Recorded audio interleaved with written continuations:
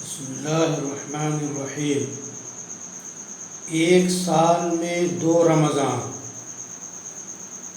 اگر آپ ایک ہی سال میں 2 رمضان 60 روزے حاصل کرنا چاہتے ہیں تو بسم اللہ، ہر دن ایک روزہ دار کو افطار کرائیے، آپ کو 1 روزہ کا ثواب ملے گا۔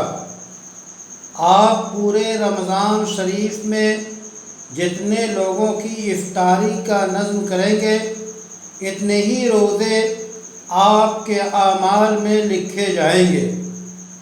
رمضان نیکیوں کے حاصل کرنے کا خصوصی مہینہ ہے، اس لیے کوشش کی جائے کہ اس رمضان میں، جس میں بھوک، فقر و فاقہ، غریبی، بے شمار مزدوروں میں ہر طرح کی پریشانی کھانے پینے کی ہے، ایسی صورت میں آپ اپنے روزے کے ساتھ دوسروں کو افطار کرا کے، دوسروں کی مدد کر کے، دوسروں کی بھوک دور کر کے، دوسروں کا سہارا بن کر اللہ تعالیٰ کے ہاں بے شمار ثواب حاصل کریں۔